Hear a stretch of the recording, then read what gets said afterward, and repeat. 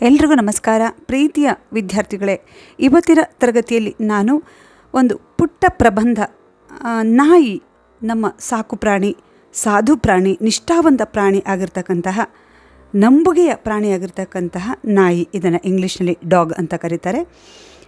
ಈ ಪ್ರಬಂಧ ಸಾಮಾನ್ಯವಾಗಿ ಚಿಕ್ಕ ಮಕ್ಕಳಿಗೆ ಸ್ಕೂಲಲ್ಲಿ ಕೊಡ್ತಕ್ಕಂಥದ್ದು ಇದೆ.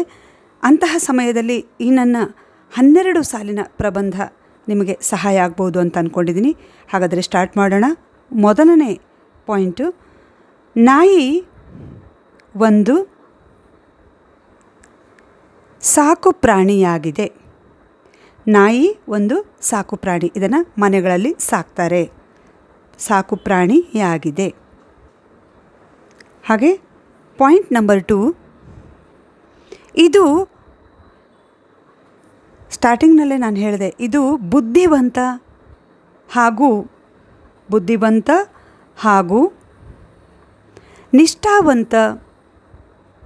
ನಿಷ್ಠಾವಂತ ಪ್ರಾಣಿ.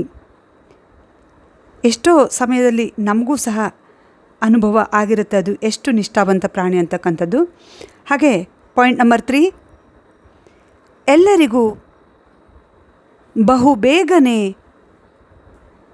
ಎಲ್ಲರಿಗೂ ಬಹುಬೇಗನೆ ಇಷ್ಟವಾಗುವಂತಹ,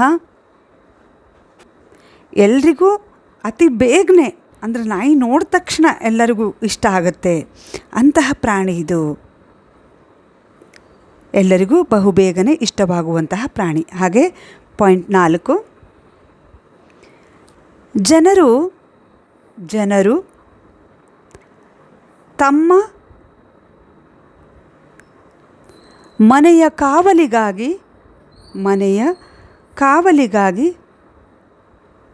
ಸಾಕ್ತಾರೆ ಅಥವಾ ಬಳಸ್ತಾರೆ, ಉಪಯೋಗಿಸ್ಕೊಳ್ತಾರೆ. ಜನ ಅವರವರ ಮನೆಯ ಕಾವಲಿಗಾಗಿ ನಾಯಿಯನ್ನು ಸಾಕ್ತಾರೆ.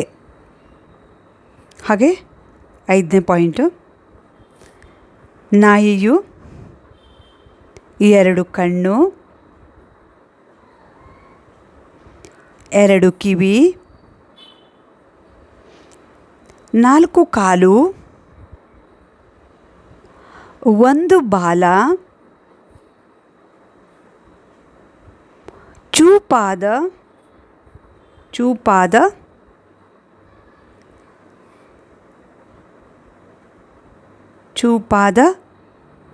ಹಲ್ಲುಗಳನ್ನು ಹೊಂದಿದೆ. ಅಂದರೆ ಎಲ್ಲ ಪ್ರಾಣಿಗಳಲ್ಲೂ ಇದಿರುತ್ತೆ, ಆದರೆ ಇದು ನಾಯಿಗೆ ವಿಶೇಷವಾಗಿರ್ತಕ್ಕಂಥದ್ದು. ಅತಿ ತೀಕ್ಷ್ಣವಾಗಿರ್ತಕ್ಕಂತಹ ಕಣ್ಣು, ಕಿವಿ, ಕಾಲುಗಳು, ಬಾಲ, ಚೂಪಾಗಿರ್ತಕ್ಕಂಥ ಹಲ್ಲನ್ನು ನಾಯಿ ಹೊಂದಿರುತ್ತೆ.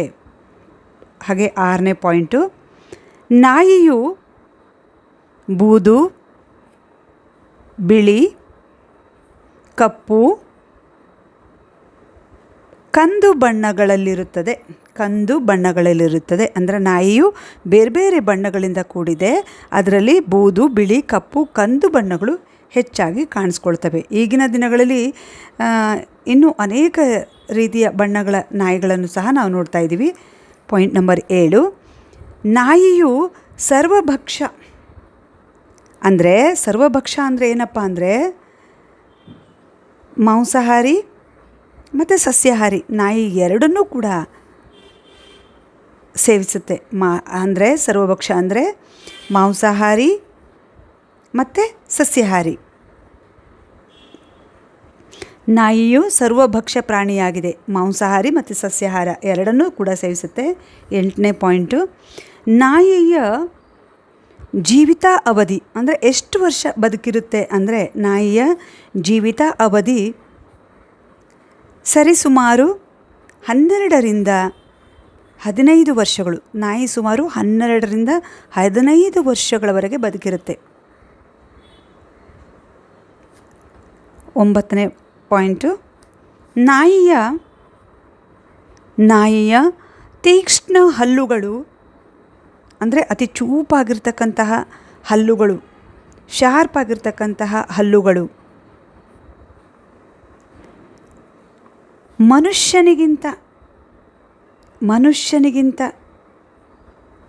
ವಾಸನೆಯನ್ನು ಗ್ರಹಿಸುವ ಶಕ್ತಿ, ಅಂದರೆ ಮನುಷ್ಯನಿಗೆ ಅಷ್ಟು ಬೇಗ ವಾಸನೆಯನ್ನು ಗ್ರಹಿಸೋ ಶಕ್ತಿ ಇದೆಯೋ ಇಲ್ಲೋ ಗೊತ್ತಿಲ್ಲ, ಆದರೆ ನಾಯಿ ಅತಿ ಬೇಗನೆ ವಾಸನೆಯನ್ನು ಗ್ರಹಿಸೋದ್ರ ಮುಖಾಂತರ ಆ ವಾಸನೆಯನ್ನು ಗ್ರಹಿಸ್ತಕ್ಕಂತಹ ಶಕ್ತಿ ಮತ್ತು ಶ್ರವಣ ಶಕ್ತಿ, ಕಿವಿಯಿಂದ ಕೇಳಿಸ್ಕೊಳ್ತಕ್ಕಂಥ ಶಕ್ತಿ ಅತಿ ಚುರುಕಾಗಿದೆ.